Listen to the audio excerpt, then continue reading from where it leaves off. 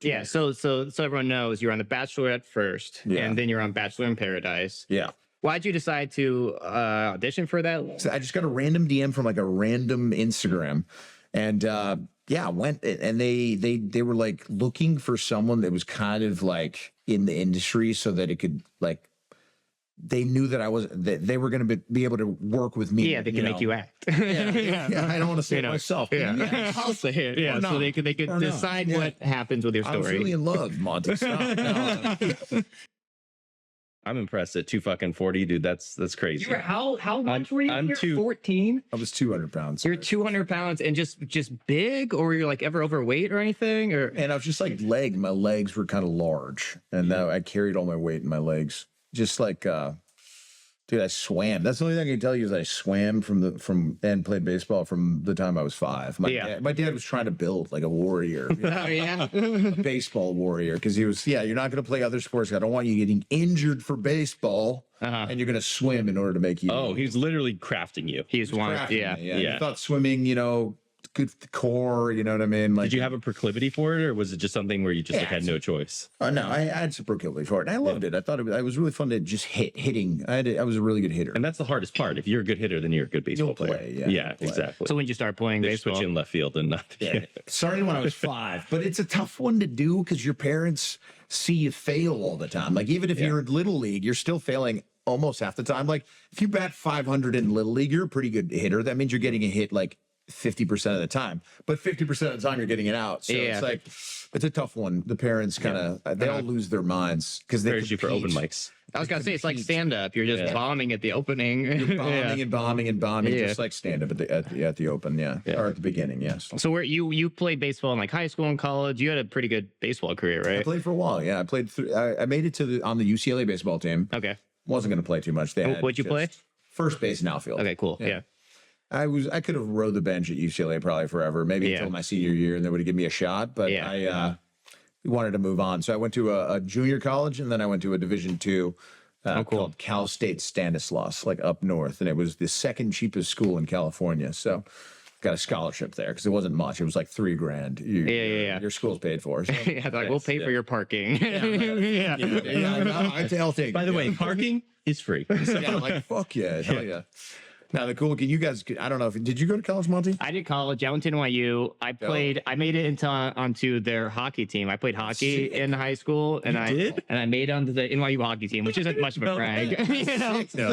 And then once I made it, they're like, so here's the deal. There's 3 practices a week, 2 games a weekend, so it's like 5 days a week. And I was like, oh, I'm here for like acting and comedy, so I quit immediately. Yeah, dude, baseball was a fucking full time. Yeah, totally. But hockey, I immediately think like you can go to like an ice rink, right? And kind of show off. Right? Oh yeah, my ice skating skills are good. You'll be one of the best in ice. Oh, rink. for sure. That was one of his hinge prompts. If I want to make my ice skating is pretty good. Is way above average. Like, that was his voice prompt. If I want to make little, just so you guys know, my ice skating is pretty good. Oh my god! If I want to make little kids feel terrible about themselves, I'll just go to a public skate rink. I punch them and make fun of them. Check them. When I was playing hockey, I was like at a weird age group between like my age group and like a higher age group. It was like 16. So they moved me to the higher age group. And then the very first day of practice, I broke my wrist.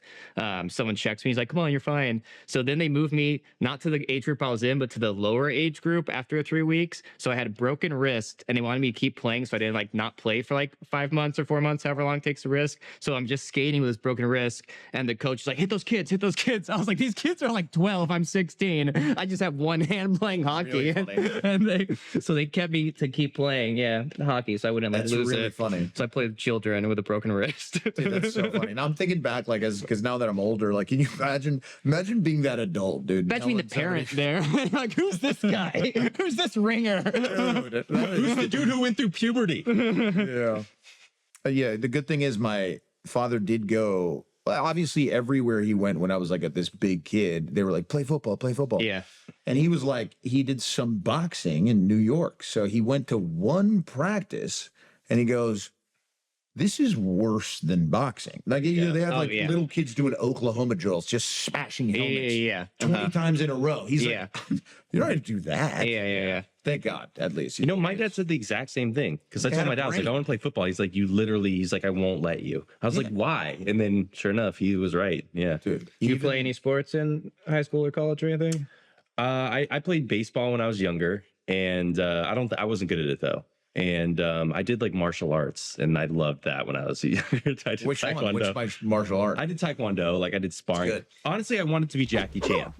I saw the one for like actors. Yeah, actors take taekwondo. I saw Rush Hour, and I was like, I either want to be Chris Tucker or Jackie Chan, and I don't know who it is. But I'm going to do comedy and karate, and I'm going to see what comes 100%. Out. Yeah. I mean, Monty, for example, you're an actor. Like, do you ever think about how like your career could benefit from if you knew a martial art really well? Yeah, I mean, I have friends who are like in like the WWE who just book stuff because of stunts all the time, which I want to talk about you. You do stunt stuff, but it's like, or friends who are just like very proficient in weapons and they're just booked as cops constantly because of that stuff. So yeah, I definitely think any skill like that would help a ton.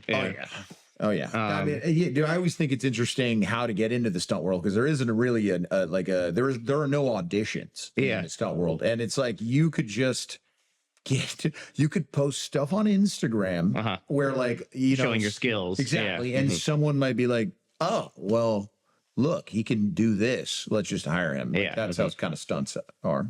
You've done stunts forever, for years, for right? A good amount of time. Don't do them as much now, but it was. So like, how'd you first get into stunt work? If it's hard to get into. I mean, for me, it was just pure luck. There was a backstage ad for a show at Universal Studios named Waterworld. I don't know if you've ever seen it. But that's awesome. It's really cool. Yeah. So I played like a big lug. I would drive this big boat around, and I had this like hammer fight. It was the safest of all of the stunts there. I would just do. People are so far from you. You could swing like and be nowhere near. You're not going to hit him. But the cool thing is the owners and the people that ran it were top level stunt coordinators in Hollywood. The guy that did Taken, for example, he was the stunt coordinator on Taken. There were many guys that were like legends that went through Waterworld. So it was like a training ground because you just go there, practice fights all day. They'd give you free workshops. Like we had like one of the top LAPD shooters come out and show us like weapons training. So we would like handgun, how to handle a handgun the way that a professional would and stuff. So it was a really fun gig. And then he would get gigs. So he started giving me the easiest jobs of my life. Like I did 911 on Fox. You know that show? Yeah. And it was just, they strapped me to a plane seat and I was in a lake in like Santa Clarita, and they would just dip me into the water.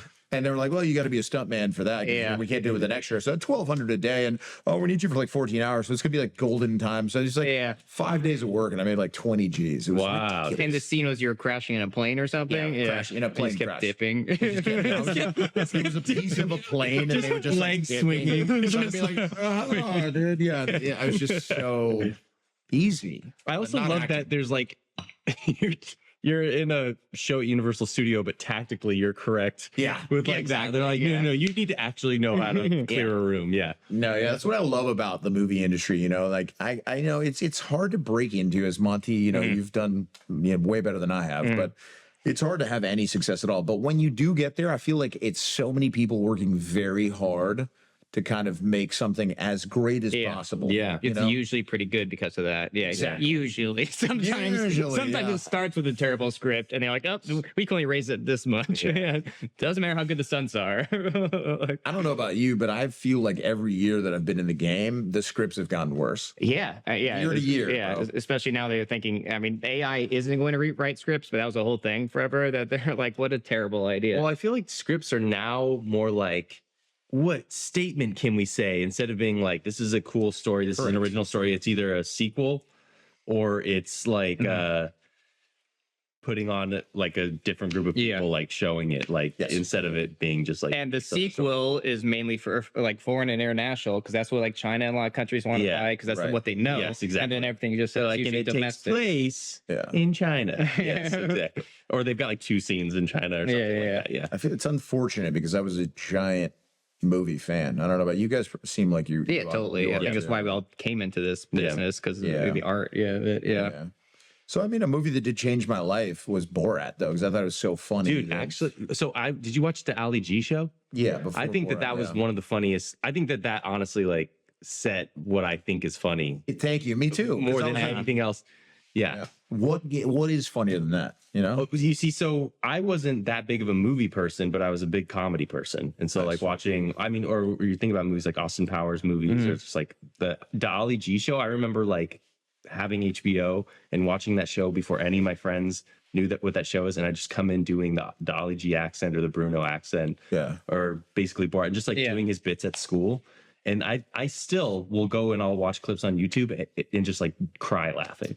Yeah. One of the funniest shows that's ever been made. Have you seen it? Yeah, when I grew up, I was in the woods, so we just had basic TV. I had Fox, NBC, CBS, maybe even CBS, but PB. Yeah, It's probably good. so like all I had was like, I had like The Simpsons, Malcolm Middle, and then I had like SNL DVDs from like 1975. That's all pretty good, I would though. watch. Yeah. It's just Wow. all these SNL clips and like The Simpsons, and that was it.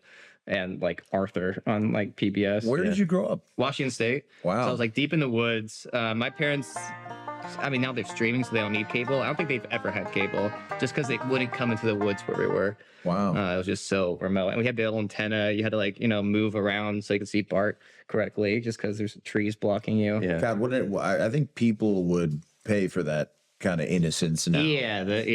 They're now, I mean, a kid is like, I don't know. So my friends are starting to have kids, and it's just like, it seems like it's like, I have a child, and that child has an extension of their body is an iPad. Yeah. It seems like every parent's like at some point, like, yeah, I just got to give him an iPad. It's like they have time. Yeah. Give him blame- time. yeah, Time. you can't I blame can't them. blame them. Yeah. Of course not. They Yeah. want a break. They want to relax for a second. Yeah. Because then I try to watch a kid and I'm like, bro, where's your iPad? You know what I mean? I'm watching kid. I'm on my phone. I'm like, hey, get off that. Yeah. I mean, like, go back to Instagram. Yeah. Dude, it was hilarious. I've got 2 nieces and a nephew, and we were at this family reunion. And my mom went outside and she was in charge of watching the youngest niece, who's like a little over a year old now. She's like walking. And my mom goes and she like looks on her phone for 1 second. She crawls into a pool, like crawls into like this like How old is she? floatable pool. Like she'll be 2 next May. She so would have I don't been know. 2. She would have been Spoiler. She crawled into the pool again. She got yeah. And so Worst case scenario. yeah, Just literally worst all case. of her clothes gets wet. My mom pulls her out, turns around for 1 second. She grabs a golf club and is walking around with that. It's like Jesus. they're just agents of chaos. Yeah. So I can understand just being like, oh, you're gonna watch this show, like, Yeah, thank be God. in the corner, and Yeah. Yeah, No, not no, you got kill it. I yourself. feel like it's a must nowadays, but it is still like probably not that great for the kid, right? Maybe. I don't know. That many images in, I don't know what it's I doing. mean, the to rest of their their life brain. is gonna be like that too. That rest of the life, yeah, it is. Yeah. You guys ever like try to?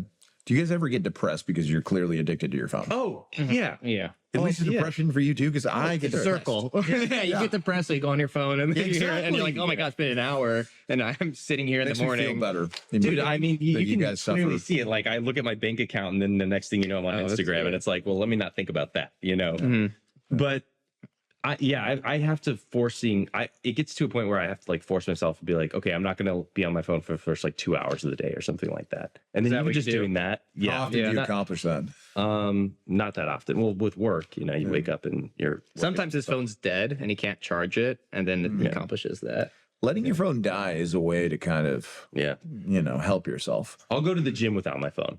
That's nice. That's leave the my phone main in the place car. I'm on my phone. I don't look at it, but I listen to like audiobooks or like music. And not just completely detached. oh, yeah. You listen to Jim's music? Yeah. That's crazy. All right, so Get the so fuck many out. years of going to the gym for me. Do you guys feel like you're bored? Like you need to invent new ways to kind of get a workout Like a in? new workout just because you've done so many like lifts. And Whatever. it's like I don't even want to go to the gym. Yeah. I've been doing this. It's nerdy, but I just throw on a weighted vest and just go do like chores. So Yeah. I'll go to like I like I that. have like 40-pound vest. I'll put it on. There's a fat guy at home screaming at his kid right now, thinking, can't get this you have off. your body. He's like, my life is a weighted vest. There, You yeah, got a that's- six pack? It's true, man. I fucking no, but it's a fun. It's not. It feels like it's hard because your heart rate's like immediately like 120 to like 135, even if you walk slowly. So I'll go to like Trader Joe's. It's like almost a mile from my house. So I'll walk there, do the grocery shopping, put them in plastic bags, and then walk back with that. And then I'll be just beat. And it'll be like, it'll feel like I did a chore and I combined a workout. Good leg workout. A good leg workout. You can also drop down and do some. Hell yeah. Anytime you're doing dishes, you know. Yeah, dude, exactly. Down. Yeah, picking up laundry with the, I feel like I have to be more creative with stuff like that. Like now, as I'm getting older, I'm like, I feel like shit sometimes, and like I know that like stretching is really important. Yeah, you know what I mean. But I have to like do it somehow. Yeah, so I don't know. I would just take breaks from the gym and then just start like a new activity. Like I'll just like quit going to the gym and like rock climb for 6 months to a year or something like that. Nice. And then get hurt or something like that. And then go back to the gym. And Dude, yeah, I wish I could even scale a wall, dude. But no, yeah, seriously, rock climbing is just not built for a guy like me. It's just a little hard. yeah, you're going to have to, Do you still play baseball or anything? Softball. Yeah. I've moved on. It's more fun in many ways because it's you could get home runs. Exactly. It's a little easier. You don't have to wear a helmet, worry about someone hitting you and hurting you. That is just a real fear. Like every now and then, baseball would just like some guy would like throw a high inside fastball and it would zip by your face, and you're like, wow, I barely had time to get out of the way of that. Yeah. That could happen again, and it could hit me, and I could be blind, and I don't know. It's just. It's a deep fear that every baseball player has in the back of their head, and you have to kind of like fight through it. And it was like the way I would look at it, because I read this one guy would be like, it can't kill me, so I shouldn't be afraid of it. But it's like someone probably has died. Somebody has died, or it can hit you right there, the temple, and you're dead. So it is, or blind, or you can be blind, which is worse. I don't think that people understand that about baseball. At a professional level and at a collegiate level, the batter's reacting while the pitcher is like releasing. Correct. Like like you're not looking at the ball and you're like, yeah, where should I it's gonna go.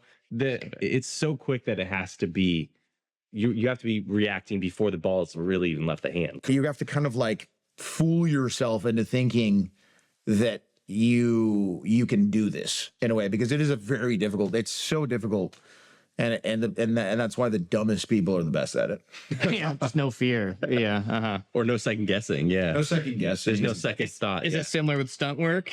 Like if you just go into it not knowing? Fucking, I love that you said that. That is, you nailed it. Correct. Yeah, you just got it. The best stunt guys are homies from the deep in the valley. You know the deep valley where have you ever seen where you go so far in the valley where there's guys on fucking motorbike, like dirt bikes? Yeah. On the street. When you see the dirt bike guys, those are the guys. There's a huge community of deep in the valley guys that are stuntmen. They're just like fucking rolling on bikes, bro, surfing. You know what I mean? They're just like they just want to be on wheels or like feeling an adrenaline rush. Yeah, I'm jealous of those guys personally. To have that ability to get out of your own way is super important to just be for a lot of activities too. I think if that's the only way you are, that's when you're kind of stupid. That when there's no second guessing, when there's no reflection or something like that. And now it's like, when I say stupid though, it is just like they have like a certain aspect that's very intelligent to them. They're just like, they just keep everything simple. They just they don't overthink. Yeah. And it's just like, if I roll down a hill, on my mountain bike, I'm having a great time. I need to do that as often as I can.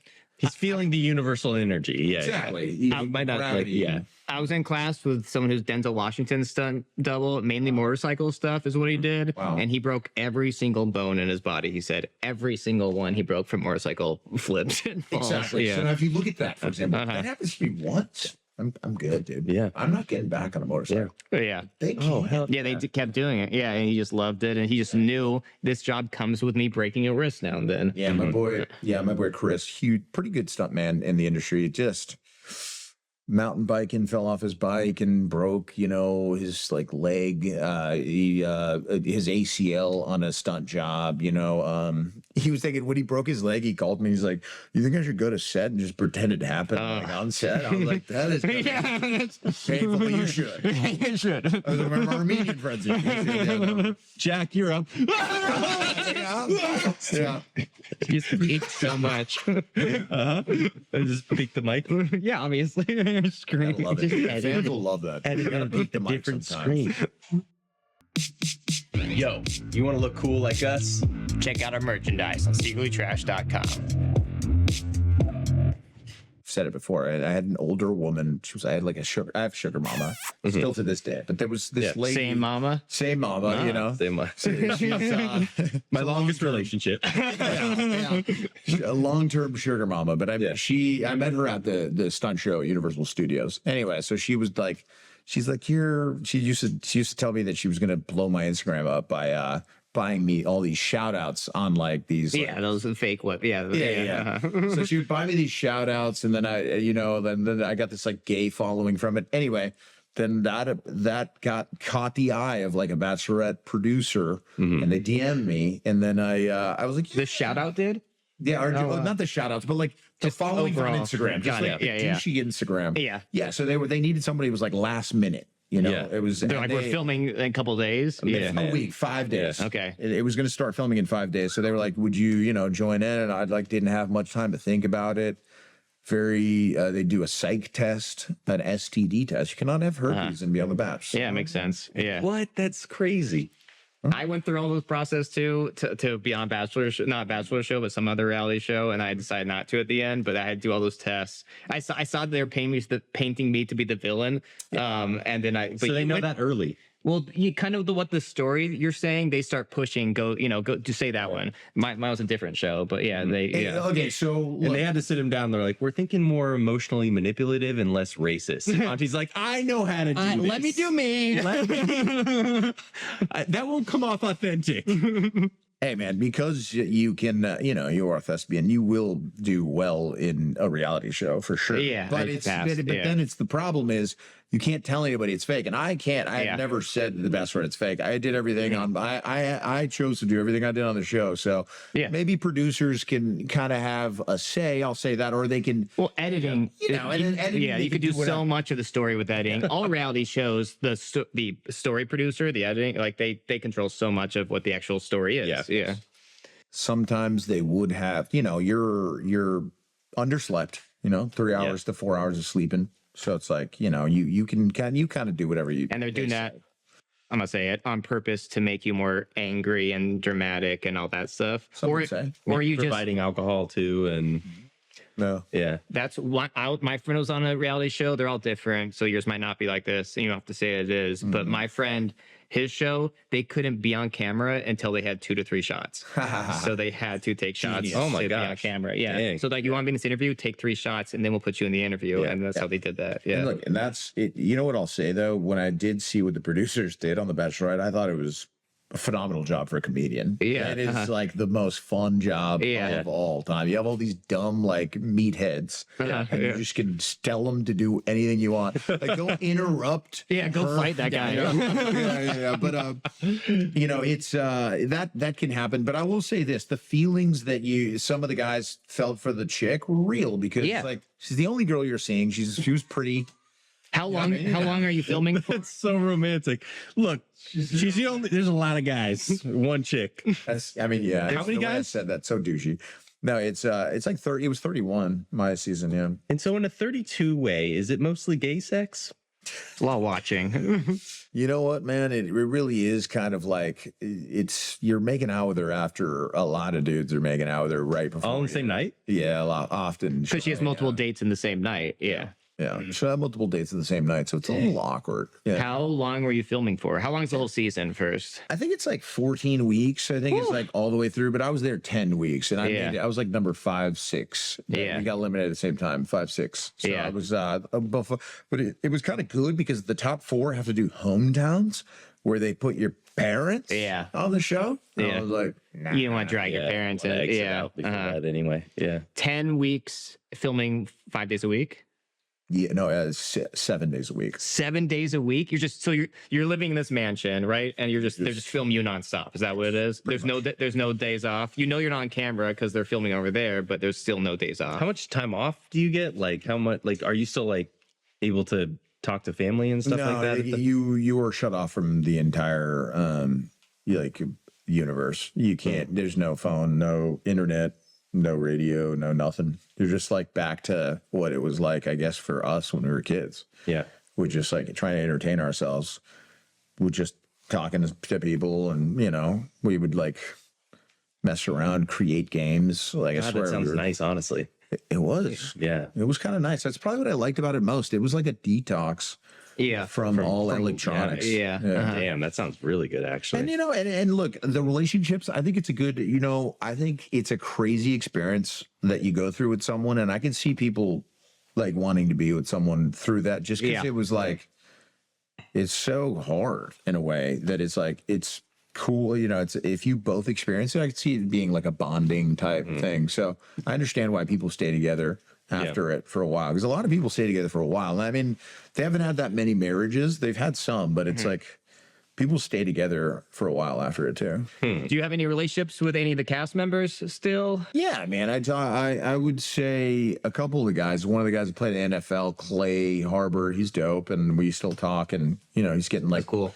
Yeah, he's doing well. And then Colton was like the homie, you know what I mean? He came out of the closet, kind of always on knew. TV. Yeah, or post. On TV. Oh, dude. cool. Yeah. He got a Netflix special to come out of the closet, so he killed it. Oh wow, he's like, these 31 guys have living I'll come out of the closet for a Netflix special. Yeah, dude. Yeah, exactly. Me too, dude. But yeah, he was on my show, and we all kind of had a feeling that he was gay, Yeah. But they still made him the Bachelor because Yeah. Oh, he won the Bachelorette. So he was on the Bachelorette with me, and then they picked him to be the Bachelor. Okay. Oh, really? Yeah. After he came out on your episode? No, he had never come out like okay. He came out like after he did the Bachelor. Got it. After he wrote a book. After he soaked up as much as he could financially. Is he gay or bi? No, he's gay, man. Oh, really? Oh yeah. He just couldn't come out there. His dad was like a Trump supporter, and he was like a white kid from like Colorado.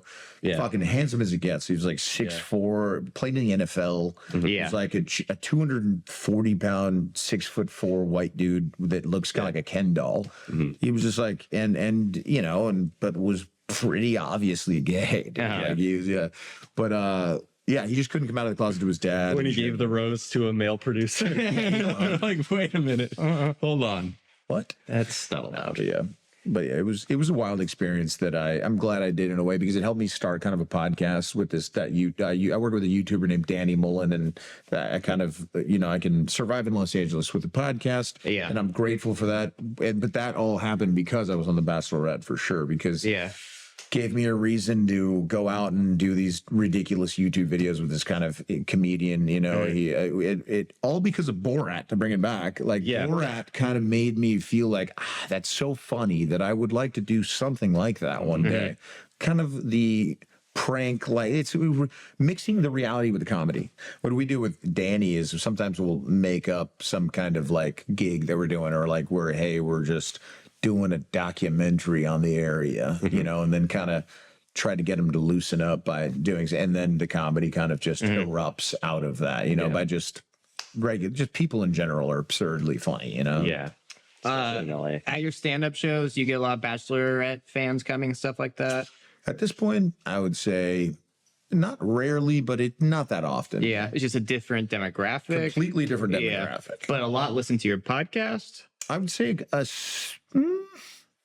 a small percentage listen to my podcast. It's almost like I just got what it did was just give some kind of like curiosity to the general public. Like, okay, so it's this random internet comedian who does crazy shit, and he's doing a podcast with the guy that was on the Bachelorette. Yeah. Like, what the hell is this? Yeah. Or like was a huge villain, as I was a huge villain, but like, I can talk to you guys about Bachelor in Paradise was, I wanted to have some fun in Mexico, and I was drunk, you know what I mean? And it's like, I'm not going to say the producers told me to do anything, but I'm saying that I, wanted to have fun. And if you were a thespian like me, when you want to do something, there was a choice I had to make. Yeah.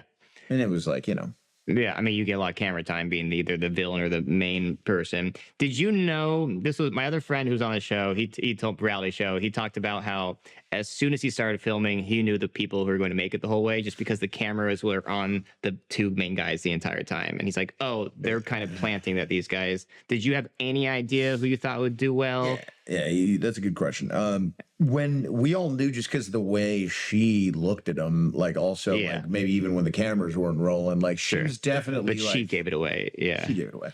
She was into these two guys, and we all knew. Everybody thought it was going to be this one guy or this other guy. Yeah, and we were right. It was like 50-50 split, but then towards the end, it was like 80-20. Everybody kind of knew who was going to end up with her. As an athlete, were you competitive? Were you like thinking like, oh fuck, I bet I could wreck these guys or something? I was the oldest, and I was like by far the most comfortable the whole time. And yeah, I didn't feel like there was much competition because I was definitely making the producers laugh the most. Yeah. But that ended up not being that they don't show anything that isn't kind of tailored. Like you have to stick with like, I love this girl, or drama. It's not a lot of comedy stuff. You're good to have on set, but it's not necessarily making the final cut. Exactly. Yeah. So they had me do a lot of like the voice, like not voiceover, but I would like kind of explain what's going on. I'd be like, oh, well, Edward and Johnny kind of playing catch today. Those guys are a couple of douchebags. I just like to I would create kind of the story, Yeah. So there was a niche for me in there. It was fun. I did get a one-on-one with her though, which is big because only 4 guys get a one-on-one where it's like half the episode is cool on a date with her, and it was pretty awesome. They took us. It was in Richmond, Virginia, which I was kind of upset because another guy had like the Bahamas, and I had Richmond, Virginia for my one-on-one. It was cool. They like literally put us in like the capital, not the capital, like it was like some historical building that, and they just Civil War type. Yeah. Yeah, exactly. It was Civil War. Dude, so many people got smoked in the Civil War. There are so many deaths. I'm like, this is romantic. Let's put them here. They had like a concert. This episode's airing on the 4th of July. You guys, you guys to lean into America. Yeah. No, it was cool though because Richmond is a pretty interesting little place though. So I kind of liked the date because it was probably one of the better ones, even though somebody else had the Bahamas and stuff. But like they had this like big concert and the entire there were so many people there, and then we just they brought us on stage, which that was cool. Yeah, it was a once in a lifetime kind of experience for sure. Hi, Secretly Trash listener. You've probably heard a lot about sugar mamas in this episode. And the main thing that we want to tell you is that we don't have a sugar mama yet, and we're looking. We're on the market for it. So if you are a hot mama with a fat bank account, just know that these two hunks are looking for you. Sam and Monty. We're desperate. Where were we? Yeah, go ahead. The only time that you actually got with her were these arranged times where you're like actually able to on camera. Yeah, they film every interaction that you have with her. So. Wow. So she's just being followed on camera for 14 weeks straight. That must be exhausting on her end. Yeah. They pick a woman that is strong-willed. Usually, I would say any girl who can do the Bachelorette is strong-willed, and she's still gonna cry like 50 times. Yeah, because she's sleep deprived. I cry on set after people are falling. I cry at home. We all cry in Los Angeles. It is a soulless town in a way, Los Angeles. No. Were there any? Yeah, it definitely is. Were there any moments you loved that didn't make it onto TV? Yeah. Can't talk about those. No, I think I can. I ran this. I had this idea where there was this guy he was a male model and he was so stupid that because it's mean, but he was really kind of like a dumb guy, just like in general, like every comment he would make, he didn't know that there were 13 original colonies. Mm-hmm. Yeah. He had no idea what they even were, anyway. For those of us who don't know, the 13 original colonies, Virginia, Colorado. Not naming them all. The idea that there were colonies. Dude, not naming them all. That's kind of low-key hard. I don't even name one of them. I didn't. Connecticut. Connecticut, who knows? Not naming them. That's kind of kind of hard. But you didn't know that. He didn't know what a colony was. He didn't know what the original 13 colonies. He had no idea. He didn't pay any attention at all in American history, and not even a little bit. Anyway, there was more examples than that. But this guy, I convinced him to put in a good word for me to the chick, and then I would do that for him too. I was like, I hope if you put in a good word for me, and then I'll do it for you too. And then when when I had to go in there, and she asked, she's like, hey, this guy said that you wanted to put in a good word for him, and he was going to put it. So he put in a good word for you, and I was like, I have no idea what he saw. I feel like they would love that. Yeah. They did. They didn't put it. Of course, they didn't. They just airtime. It was Yeah. just airtime, and it was Yeah. like it didn't fit the narrative. You know, they needed to make it about the love story.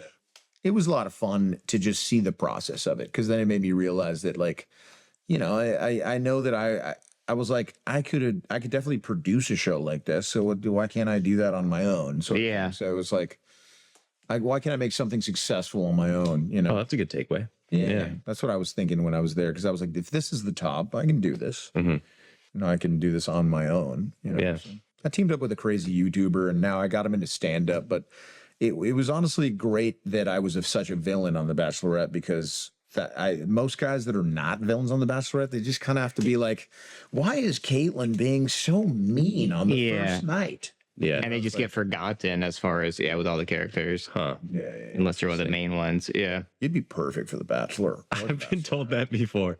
Yeah. That I should go on The Bachelor. Well, you should do it for your comedy career.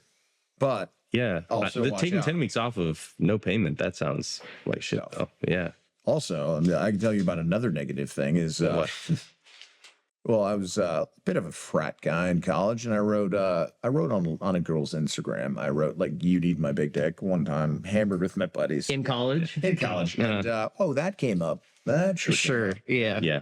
On the show, it came up. Not on the show, thank God. But you know, no, but on Twitter. You know, somebody just posted a screenshot on Twitter, and then you know, like, there'll definitely some write-ups about it, which are kind of annoying. But it's like, it was definitely a freeing thing. Like, I remember thinking when I was going through it, I was like, damn, this is a bad time in my life. But then thinking back now, it was actually a really good time in my life in a way, because it's gotten me it gave me this, like, urge to get out of, like, well, I have to audition for stuff and kind of get other people to give me jobs. It was like, I'm just going to do the job myself. Yeah.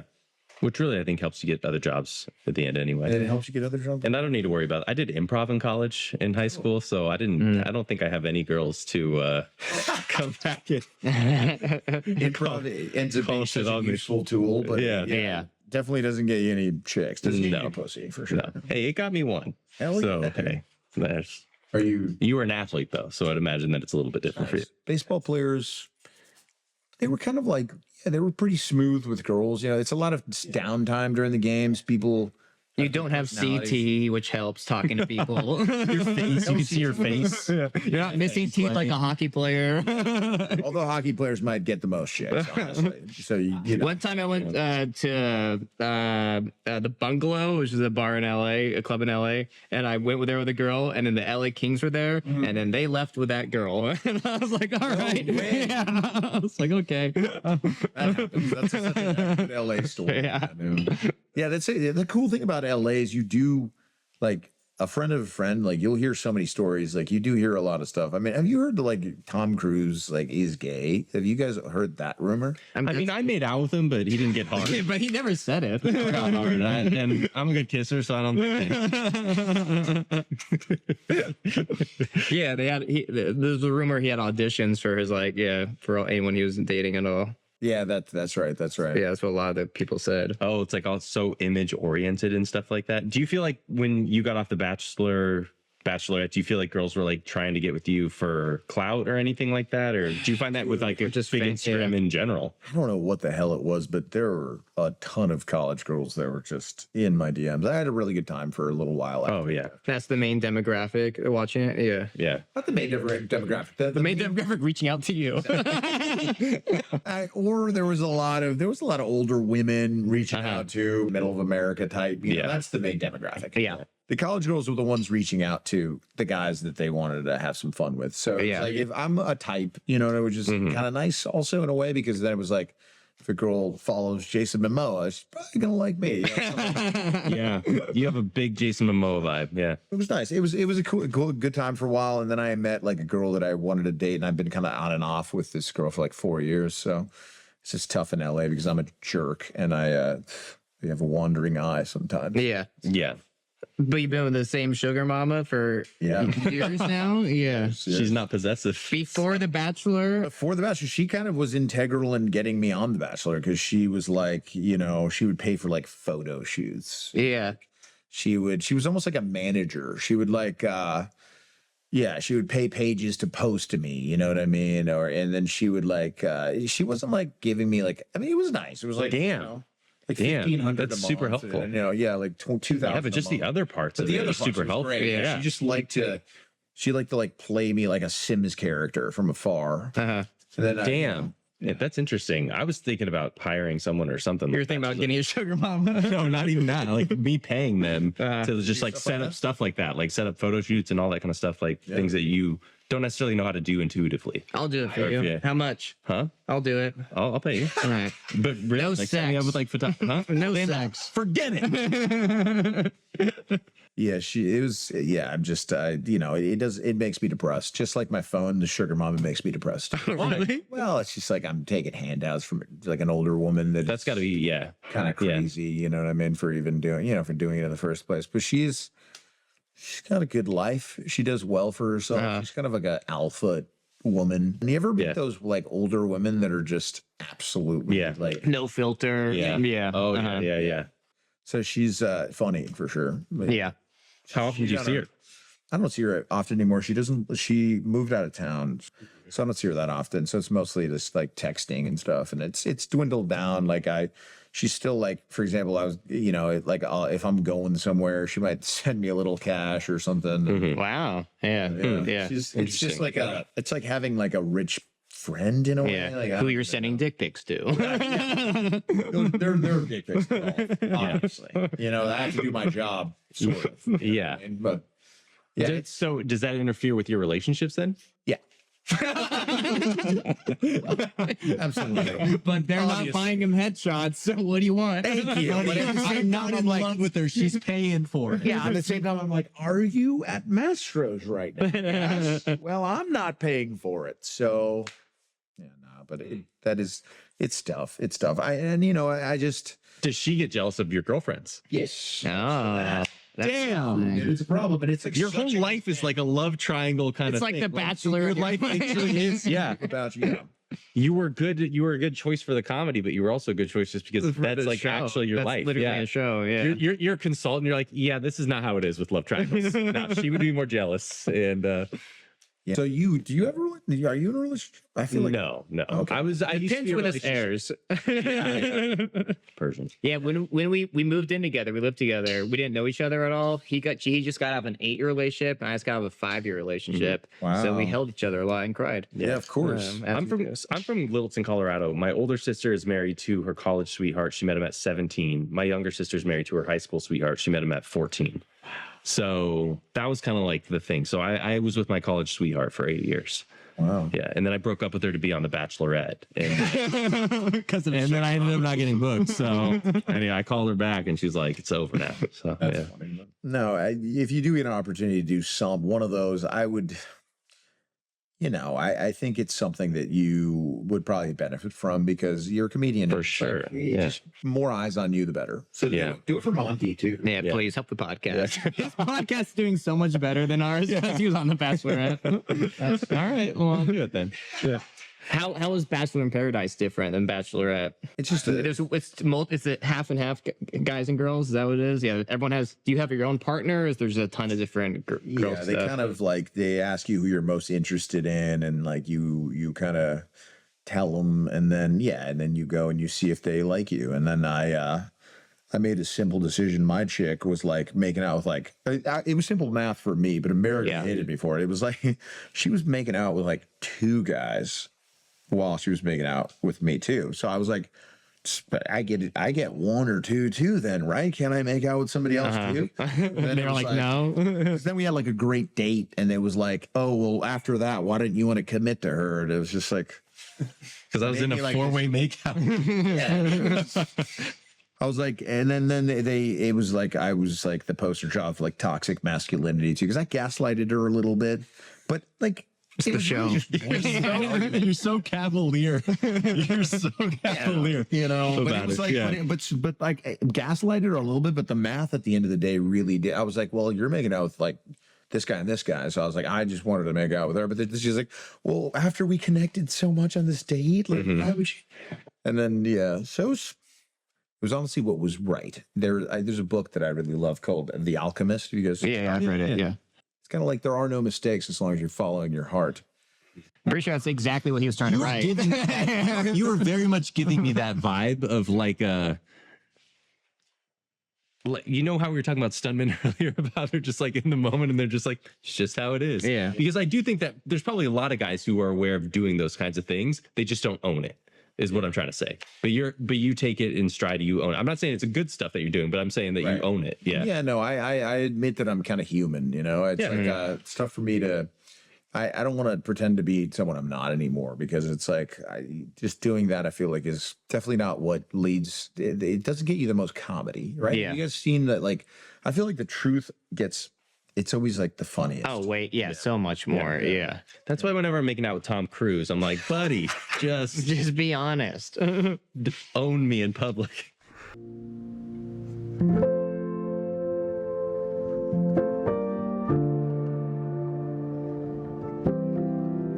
Try nihilism. Or don't. It's whatever.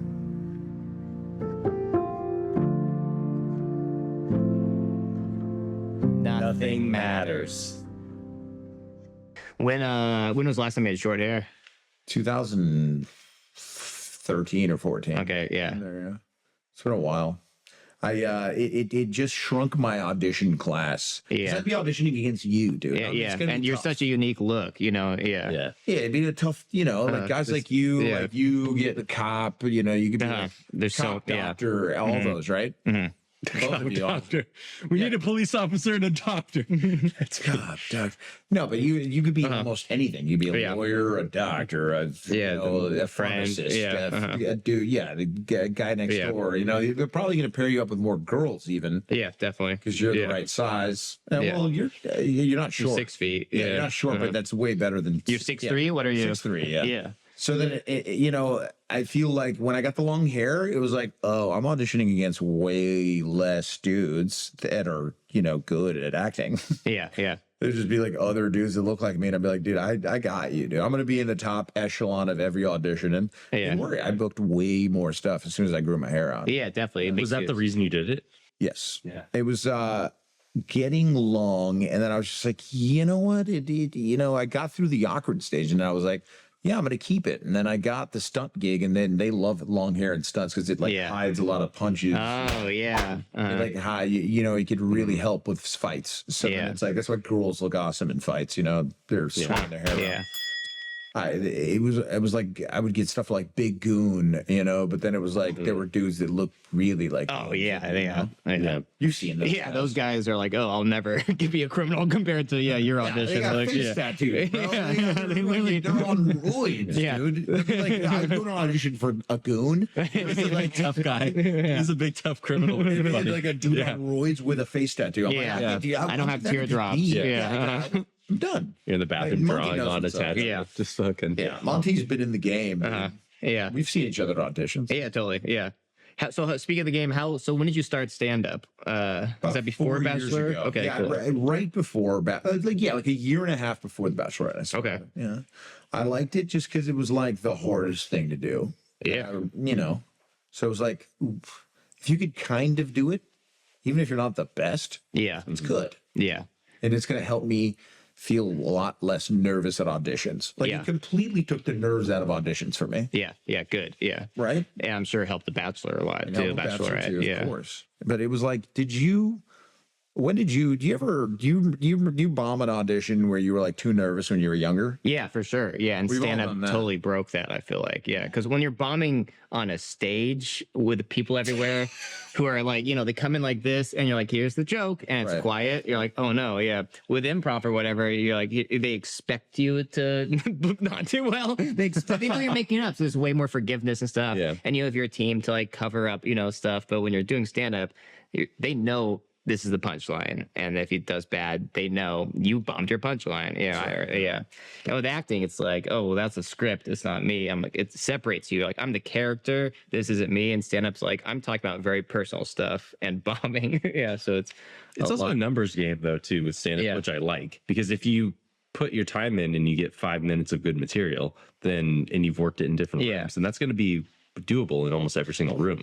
100%. So as soon as you put your time in, then you know you start to success. Success comes. And what's cool about stand up is like your low bar just keeps getting better and better. Like now I don't feel like I bomb stand up at all. It's like if the crowd is like in terrible mood, I'll still do well. I feel like it's and that's way easier to see than acting, because acting you're always like, I don't know how good I am, but when you can see that your stand-up bar keeps getting way higher, where you're like your bad show is now like a really good show, that helps with acting and other things too. Just seeing the progress in that, I feel like seeing the progress of stand-up is easier. Yeah.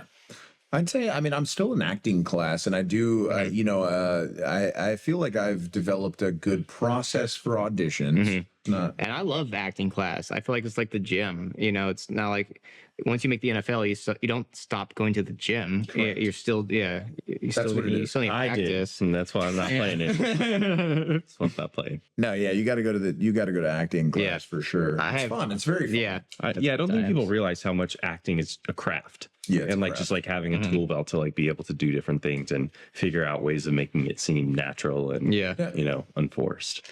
Yeah, it's all kind of correlated, but loving the process though is what kind of like people I guess don't realize what you have to as an entertainer. You got to love the preparation, right? Because if you don't love that, you're just not going to make it. Even minor success, success. Oh yeah, which I'm not. I want to do a lot more than I'm doing right now, but it's still like I feel like doing.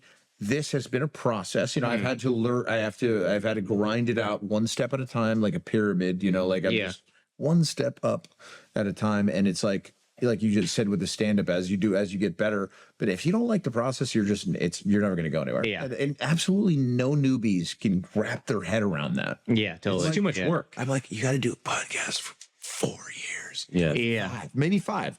Do a podcast every day, once a week for years. And it'll be good in a year or two. Yeah. Exactly. So check in 4 years. No. We'll be better. Don't leave. Keep listening. Keep listening. Every fan I have from the Leo and Danny show is always saying that they love the pods from the beginning the most. Yeah. They're really true fans. This is where you're going to build a real true fan. Yeah. So you're touring a lot with stand-up right now. You just sold 150 tickets in Vegas. You're going to Washington State, which Seattle, totally, where I gave you some ideas of where to go. Hell yeah. Is that mainly because The Bachelor, or is your podcast bringing all those people in? That's mainly. cool. Yeah. I would say about half the tickets are the podcast, and then the channel that I do with Danny, the antics that we go out there, and we do some crazy stuff. So that also sells tickets. What's some of the craziest things you've done or most fun? I mean, we pretended to be like a liberal, Pfizer reps at like a NASCAR event, which was pretty nuts. We got some good reactions from that. Now we've done like so many things, but we like getting people riled up has been really fun. And we kind of mess with people on the far left and the far right. Yeah. Because they're pretty the most extreme.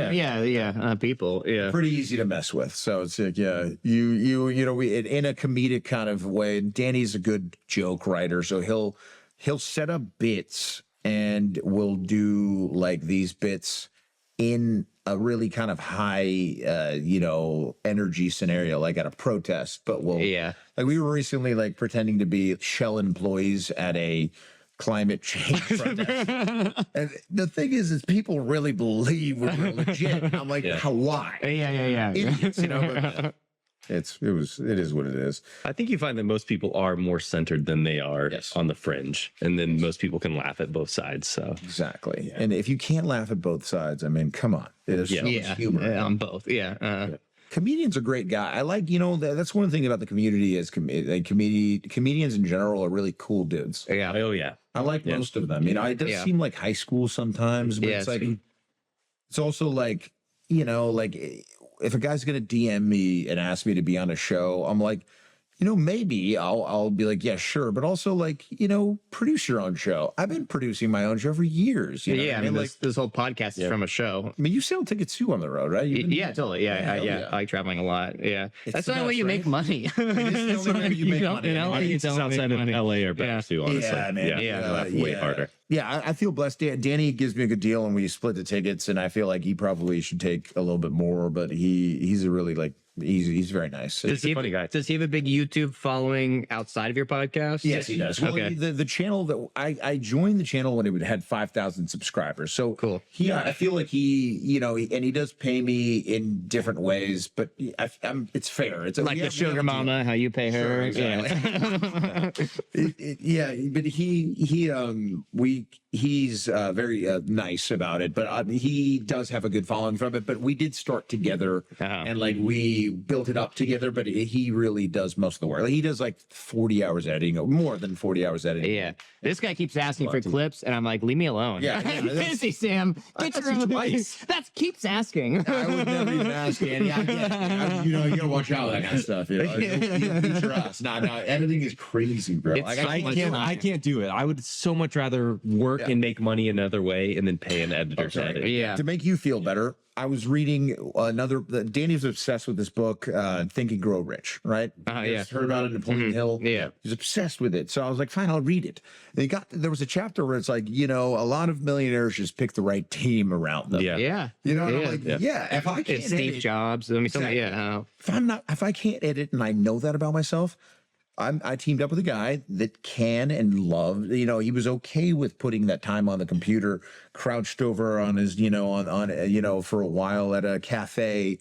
Yeah. I can't do it. I just can't do it. I'm getting to the point in my life now where I'm like, I'm better at making money than I would be at sitting down at a computer and learning how to edit something. And the idea of learning how to edit, like learning the software and actually the time of doing it, prevents me from filming in the first place.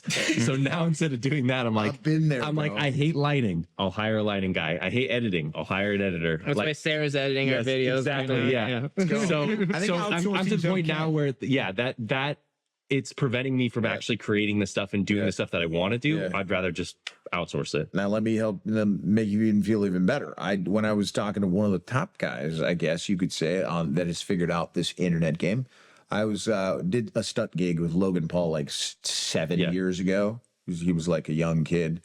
We had a fight, and he like told me that he got so lucky. He found like an English editor that he would just send footage to day of.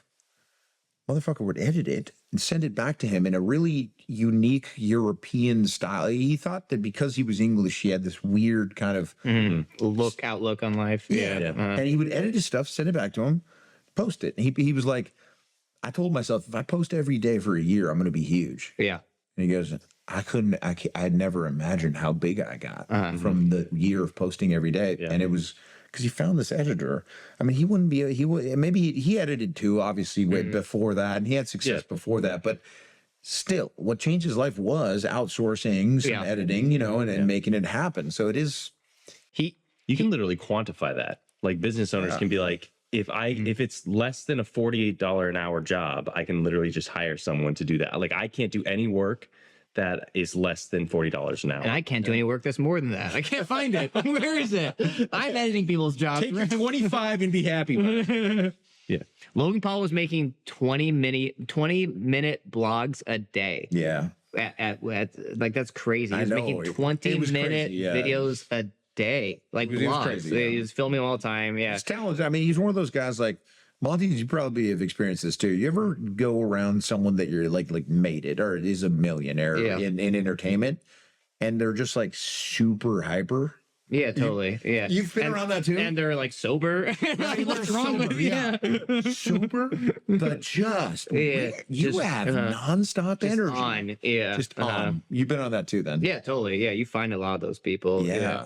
And maybe they're on Adderall. Yeah, yeah, that's their sober. It's like you're still on speed. It's like it's amphetamine light. I take that recreationally. I didn't need to, in Vegas. Yeah, of course. Adderall is like you're at a music festival, you need to stay awake. Yeah. Adderall. Yeah, I did Adderall for like a work drug a long time. Like I would use it for work, and Adderall, like it would make my back like tense if I did it like multiple days in a row. I get angry. I got like Adderall literally hit me so much stronger than Coke. So like Adderall has made me angry before, and tensing. I've never realized my muscles. My muscles are tight because it's amphetamine. And for some reason, like Coke or other things don't do that. But it's like with Adderall, if I do it like 3 or 4 days in a row, even just like 10 milligrams throughout the day, then it like I would my muscles would hurt. I'm yelling at my girlfriend, or whatever, Dude, you're so right about the anger, though. Yeah, that's why I don't like doing any of the uppers. Really, they mess with me. I feel like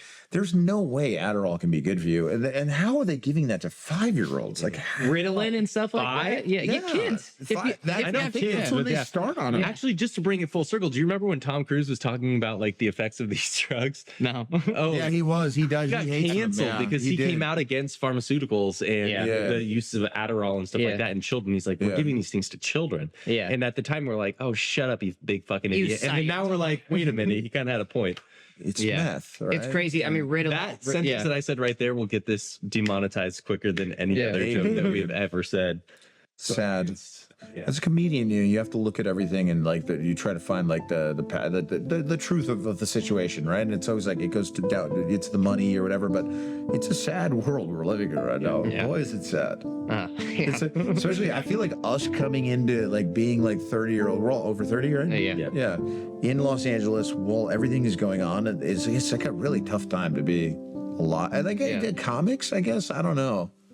Maybe it's a good time to be comics, but I mean, in general, anytime I get sad, I lean towards humor. If I have a bad thing in life, I'm just saying, it's helpful. Yeah, it's good defense mechanism. And I feel like that's what most comics do. That. Do you do that, Sarah? When you're sad, do you like lean towards humor at all? Because you're not a comedian. Nihilism. we're all nihilists. I mean, a lot of comedians are nihilists. So am I. I mean, so am I. I mean, I've talked about this on my pod, but I always. When I was on the heyday of like chasing chicks, I would always like try to throw in the fact that life is finite and we're all, it's you use nihilism to get girls. That's not what you're saying. That being said, do I really need to use a condom? I smack you pulling off glasses. Exactly. We're all dying. Like, why do we, we might die tomorrow, but no, that, I think as a comic, if you have to, doesn't that help you on stage sometime, just knowing that nothing kind of matters a little bit? Yeah, like the show, if I bomb, and that's when you start noticing that when you're doing like big clubs like the Improv or Comedy Store, you're like, this won't change my life. No. Yeah, it's like actually, there's not an agent here. I won't like all of a sudden start booking tons. It's like I could just do this show, and no one will care if I do great. Honestly, I've killed in front of people from Netflix, and I'm like, it still won't matter. Yeah, that's what I'm saying. It won't matter. If you kill, if it's an important show or if it's an unimportant show. But I think as a comedian, you got to have the micro and macro level. Yeah. Like if you bomb, you got to be like, who cares? It's just that. But to find things that are funny, I feel like you got to kind of like so zoomed in. And it's like almost like microscopic that you're like looking at. And to keep going in this career, you have to be like, it's okay. This day doesn't matter, but this long pursuit will eventually make me successful if I just every day of growth. And as far as what you're saying too, like this is like a dire time. It feels like that maybe just because we're drinking from a fire hose all the time with our phones with like information, and we are. Now it's like we're being exposed to every problem on Earth all the time instead of just like one problem that's going on. But that being said, like, I mean, I think that we probably got to just focus on the same things that we'd be focusing on if we weren't aware of all the other shit that was going on in the world. Yeah, imagine if Vikings were coming in, just like, they're gonna steal our shit and just kill us and rape everyone. It's weird to ask. Like, have you ever heard that thing about motivation? Like, unless the situation gets worse, people aren't going to be motivated to do anything. You're better off with it getting worse to have the motivation to do something about it. Yeah, no, I think that we might be in that same position right now. That it feels right to me, But I like that you went to history. I often forget that everything that we're going through is just like has basically been done before. Yeah, it's all happened before. Yeah, I don't have to worry about it too much. Yeah, because it's all happened before. But I mean, obviously, you guys. I mean, as a comedian, do you think it's important to not important, but your mind is going to go to a dark place sometimes, or just Yeah, but I don't think that we should lean into it. Right. I hate it when comics are on stage like wanting to live out the idea. It's like depression. I'm depressed, so I'm funny. It's like, you're just depressed. Yeah. You know, an accountant was molested too, and they're not. Everyone has trauma in their life. Everyone's got it, bro. And for you to lean into it, it's inauthentic. Leaning into it is you just got to feel it. Spiking it. Well, we should wrap it up. Let's wrap it up. It's been really fun, guys. Do you have anything you want to plug at all? Dude, follow me on Instagram, LeoF.LeoFDOT. Also, I get the Leo and Danny Show podcast. You can check it out. Cool, man. Well, thanks for coming. Yeah. Thanks. A lot of fun, guys. Thank you so much for having me. Thank you, boys. I thought I was going at the same time. Our powers combined. Yes.